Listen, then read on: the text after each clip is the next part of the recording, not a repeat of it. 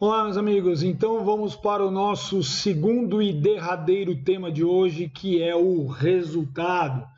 Então, só lembrando, crime é fato típico, ilícito e culpável. O fato típico é composto de conduta, nexo de causalidade, resultado e tipicidade. Tá? Então, aí nós estudamos a conduta, nós vimos a conduta por ação ou omissão, a conduta dolosa, culposa e pré-ter-dolosa.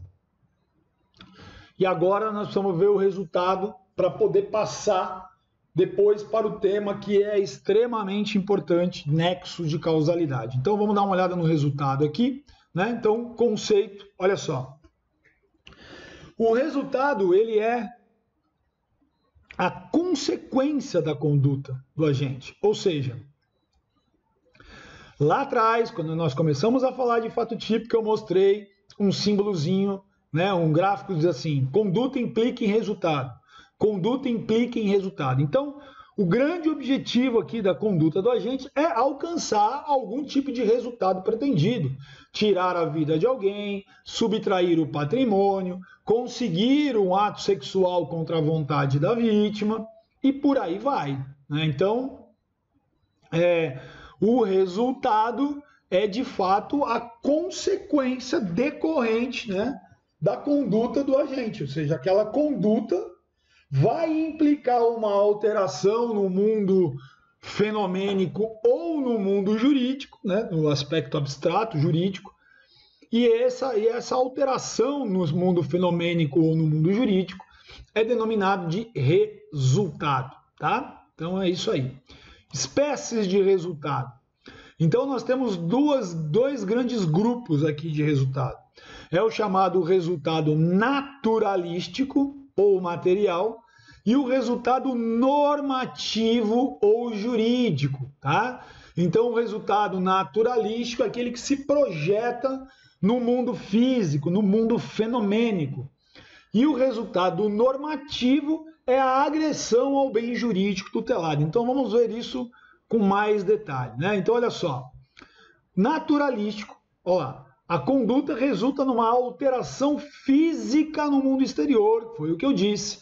Então o resultado naturalístico é a transformação, é a modificação, é o impacto no mundo físico decorrente da conduta do agente. Então, como eu também citei exemplos, a morte, a diminuição do patrimônio, a obtenção de um contato físico de ordem libidinosa, né? O atentado à integridade física ou à saúde de alguém. Né? Então, o crime, o resultado naturalístico, ele também é denominado de material, sempre lembrando aí, né, dos apelidos, né? Ele também é denominado como material. Por quê? Porque ele acontece no mundo físico, no mundo material, no mundo fenomênico, né? No mundo que nós vivemos, respiramos, adoecemos e morremos. Então, por isso que ele é naturalístico, natural, olha só, material, tá? Acontece no mundo físico.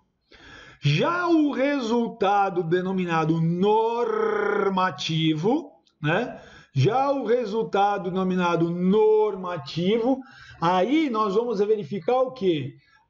O perigo de lesão ou a efetiva lesão ao bem jurídico tutelado. Né? Então, toda vez que a conduta do agente viola um valor protegido pelo direito penal, né? Todos os crimes do sistema penal, eles têm por trás um valor protegido, né? Ora a vida, ora a integridade, ora patrimônio, ora o meio ambiente, né? O sistema tributário, enfim, a saúde pública, no caso das drogas, né? Enfim, a incolumidade pública, como por exemplo nos crimes de trânsito. Então existem bens jurídicos aí, ou seja, valores essenciais que são tutelados pelo direito penal. E então o resultado jurídico é o perigo de lesão ou a efetiva lesão a um desses valores juridicamente tutelados aí pelo sistema penal. Legal? Então, olhando aqui, ó, do ponto de vista do dano, né? O dano, quando a gente fala em resultado normativo de dano, é que ocorre a efetiva destruição, a efetiva lesão ao bem jurídico tutelado. Então, quando nós temos a morte de alguém, nós temos um resultado tanto naturalístico, que é o efeito físico no mundo fenomênico, você vai ter lá o cadáver estendido, e você tem também o resultado normativo, que é o dano ao bem jurídico vida, né? Então é o dano, né, a vida aí. E no plano do perigo, né, aí nós vamos dar uma olhada o que é o perigo. O perigo é a probabilidade de dano, é o risco de que aconteça o dano, né, é o risco de dano que decorre da conduta do agente. Como, por exemplo, nos crimes de periclitação da vida e da saúde, omissão de socorro, né? O artigo 135 do Código Penal, que trata da omissão de socorro, ele é um crime de perigo. Por quê? Ainda não houve, a pessoa, veja, mas a pessoa está ferida, por exemplo, e eu não presto o devido socorro. Então, houve resultado naturalístico por causa do ferimento da pessoa, ou houve dano. Não, aqui a questão é outra. O dano, a pessoa machucada, ferida, tal, foi praticado ou por alguém ou por um acidente, pode ter sido uma força da natureza, um acidente, sei lá, por exemplo, alguém que está caminhando na praia, enfia o pé num buraco, fratura e cai e está lá ferido. Você vem passando, né, fazendo a sua caminhada pela praia, e aí você não presta socorro para aquela pessoa. Veja, você não deu causa ao ferimento dela. Mas na medida em que você não presta socorro para ela, você está gerando um perigo, né? Existe um perigo aí para a integridade e a saúde dessa pessoa, tá? E esse perigo ele pode ser definido aí como perigo concreto, ou seja, eu preciso demonstrar o efetivo perigo, né? Ou seja, quando o bem jurídico ele efetivamente ele está em risco, né? Então eu tenho que demonstrar esse efetivo perigo, né? Então, por exemplo, quem ultrapassa com automóvel o sinal vermelho e ingressa em avenida cheia de gente, né? Com bastante pedestres. Então, veja só, o fato da existência de pedestres ali torna concreto o perigo, né? Então, ele tem que ser comprovado, eu tenho que demonstrar que há efetivo perigo lá para caracterizar o resultado normativo jurídico aqui. E quando a gente fala em crime de perigo abstrato, o resultado normativo de perigo abstrato, né, é quando há o que? Uma presunção de perigo decorrente da conduta do agente, né? Ocorre uma presunção de perigo decorrente da conduta do agente, né? Existe uma probabilidade do dano, existe uma probabilidade, então uma presunção de que há o perigo. Isso é o perigo abstrato, né?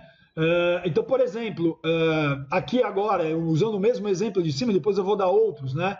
Quem ultrapassa com o automóvel sinal vermelho ingressa numa avenida de intenso movimento, quer dizer, ela normalmente tem movimento, só que naquele dia não tem ninguém na pista. Então, há uma presunção de risco toda vez que você ingressa numa avenida de alto fluxo, mas se não há ninguém, você está presumindo, né? Um outro tipo de resultado normativo de perigo abstrato é a condução de veículo embriagado. Você pode estar embriagado numa rua 4 horas da manhã sem ter ninguém, que o perigo é presumido, né? Presume-se arriscada a sua conduta de conduzir veículos sob o efeito de álcool, tá? Então, é um crime de perigo abstrato.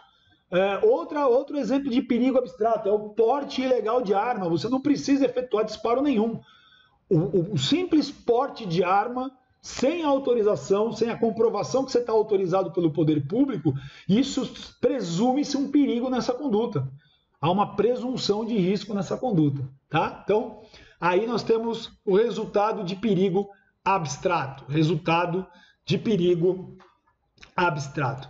E aí, para olhar ainda o resultado, nós precisamos dar uma olhada na classificação dos crimes vinculados ao resultado. Muito importante a compreensão disso, né, para o estudo do direito penal. Então, nós temos os chamados crimes materiais. O que é crime material? É aquele que descreve a conduta e o resultado, olha só, qual o resultado? O naturalístico. O resultado naturalístico é descrito no próprio tipo penal, tá? Porque o jurídico é o valor protegido, né? Então, o resultado naturalístico ele é descrito no próprio tipo penal. E para a consumação do crime, é necessário que esse resultado naturalístico ele se verifique. Então, crimes materiais são aqueles que descrevem conduta, descrevem o resultado naturalístico e exigem o resultado naturalístico para a sua consumação, tá? Então, ele é indispensável para a consumação. Então, a lesão corporal descreve o resultado naturalístico, que é a ofensa à integridade física. O homicídio descreve o resultado naturalístico, que é a morte da pessoa. O furto tem lá o resultado naturalístico, que é a redução do patrimônio de alguém. O verbo subtrair indica a redução naturalística do patrimônio de alguém. Então, são crimes que descrevem conduta, descrevem resultado e exigem o resultado para a consumação do crime, tá? Então, esses são os crimes materiais. De resultado, crimes materiais, então, descreve e exige o resultado. O crime formal é aquele que também descreve a conduta, descreve o resultado, mas o resultado naturalístico. Só que o resultado naturalístico, nesse caso, ele é dispensável para a consumação do crime. Basta que o sujeito pratique a conduta, que o crime já estará consumado, independentemente de se verificar aí a ocorrência do resultado naturalístico. É o que a doutrina classifica como crime de consumação antecipada.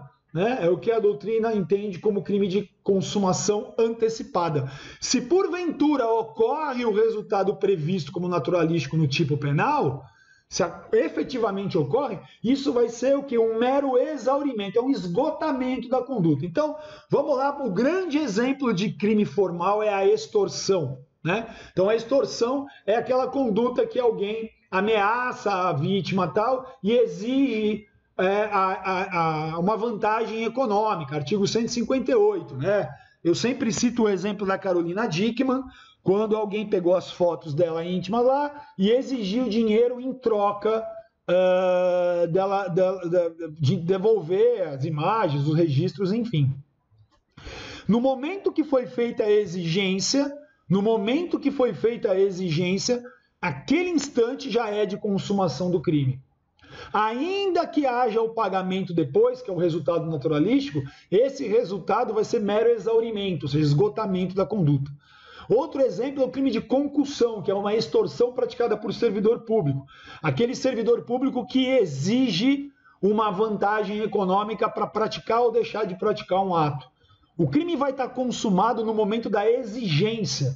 Por quê? Porque, embora ele descreva o resultado naturalístico, né, a entrega da vantagem econômica, ele não exige esse resultado naturalístico para consumação.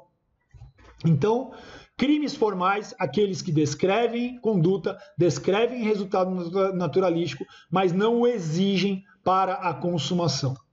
E, por fim, meus amigos, o crime de mera conduta. Aqui, o que nós temos? O tipo penal não descreve resultado naturalístico, ele descreve meramente a conduta, né?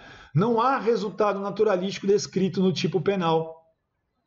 O grande exemplo de crime de mera conduta é a violação de domicílio, né? O ato de simplesmente ingressar no domicílio de alguém, e domicílio entenda não só a edificação, a casa, mas, por exemplo, um quintal, né? A pessoa ingressou ali sem ter autorização, sem ser convidado, etc., o crime já está consumado. Não há previsão de nenhum resultado naturalístico nesse tipo penal do artigo 150 do Código Penal.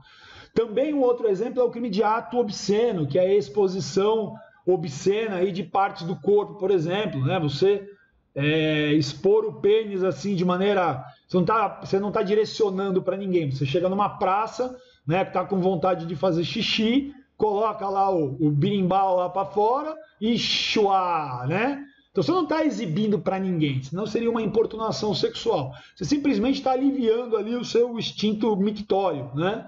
Então isso é também um crime de mera conduta, classificado como mera conduta aí na doutrina, tá? Então, para finalizar, o que nós temos então como observação?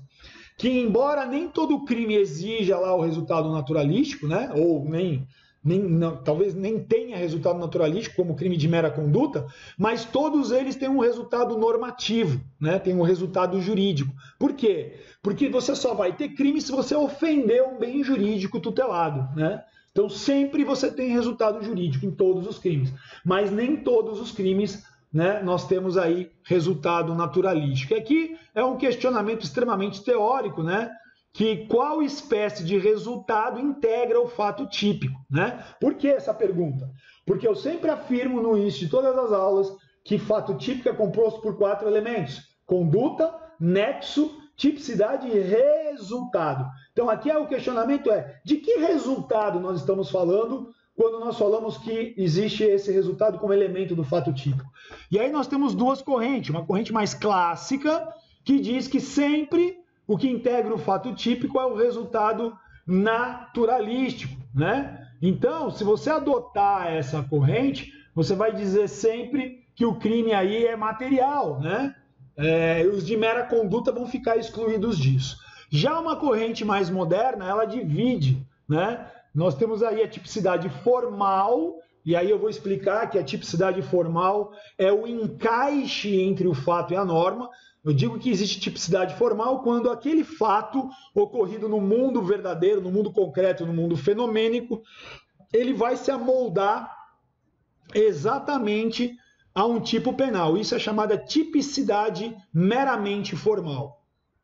E do outro lado, nós temos a chamada tipicidade material, que é, na verdade, a valoração do perigo, a valoração do dano, da perigosidade, né? do risco aí provocado na sociedade. Né? É a tipicidade material, da ofensividade social daquela conduta. É a tipicidade material que é afastada quando a gente fala em princípio da insignificância. Então, o que é uma conduta insignificante? Por que se aplica o princípio da insignificância e absolve uma pessoa? É porque a tipicidade material, ou seja, o dano social causado, né, a ofensividade social causada por aquela conduta é tão ínfima que não vale a pena você movimentar a máquina estatal. Como, por exemplo, você subtrair a tampa de uma caneta BIC. Né? Não vale a pena um processo que é altamente custoso para o Estado por conta da subtração da tampa de uma caneta BIC. Então, quando nós falamos em princípio da insignificância, o que é afastado é a tipicidade material. Então, o que acontece? Para essa corrente mais moderna, a tipicidade material está ligada ao resultado naturalístico e a tipicidade material está ligada ao resultado normativo, tá? Então é isso que nós temos aí modernamente no nosso sistema, né? Fazendo essa divisão entre tipicidade formal, tipicidade material. Tipicidade formal, que é o mero encaixe do fato à norma, está ligado ao resultado naturalístico. E já a tipicidade material, que está ligada à ofensividade material da conduta, ela está ligada ao resultado normativo. Lembrando que se eu afasto a tipicidade material, aí eu estou diante do princípio da insignificância. E é insignificante, é fato atípico. Se é fato atípico, não há crime. E se não há crime, eu tenho que absolver aí o indivíduo. Estamos bem até aqui? Então, com isso, nós já estudamos a conduta, nós já estudamos o resultado, né? Então, nós vimos aí a conduta, que é composta por conduta ativa, omissiva, nós vimos a relevância da omissão, nós vimos a conduta culposa, né? Aliás, a conduta dolosa primeiro, dolo e todas as suas variantes, né? Dolo direto, dolo eventual, dolo de segundo grau, dolo genérico, enfim. E nós vimos a culpa, né? Também, o crime culposo, aí praticada por negligência, imprudência e imperícia, e as modalidades de culpa, né? A culpa inconsciente, culpa consciente, que é aquela na qual o indivíduo acredita tanto na sua capacidade que ele tem a convicção de que não vai alcançar o resultado, e a culpa imprópria, que é uma modalidade de conduta dolosa tratada como conduta culposa em razão do erro. Né? O indivíduo está ali equivocado quanto à realidade, e aí ele pratica a culpa imprópria, lá que traz uma previsão mais branda. Né? E hoje nós estudamos também o préter dolo, né, e o resultado, né? Lembrando que o préter dolo é a soma do dolo mais culpa, né? O préter dolo é o dolo no antecedente, culpa no consequente, que é uma espécie de crime qualificado pelo resultado, e vimos todas as espécies, né? E o resultado, então, é o naturalístico e o jurídico, lembrando que o naturalístico é a projeção no mundo fenomênico e o jurídico é o abstrato, é a abstração, é o resultado ali no plano do valor que é defendido pelo sistema penal. E aí, dependendo desse resultado, nós temos aí crime formal, material e de mera conduta. Crime material é o que descreve a conduta e o resultado naturalístico e exige o resultado para consumação. O crime formal é aquele que descreve conduta e resultado naturalístico e não exige o resultado naturalístico para sua consumação. E o crime de mera conduta, como o próprio nome diz, não há resultado naturalístico previsto para o crime de mera conduta, basta a conduta que o crime está consumado. Estamos bem, meus amigos? Então, fechando aí o resultado e rumo aí para a nossa próxima aula. Um forte abraço a todos.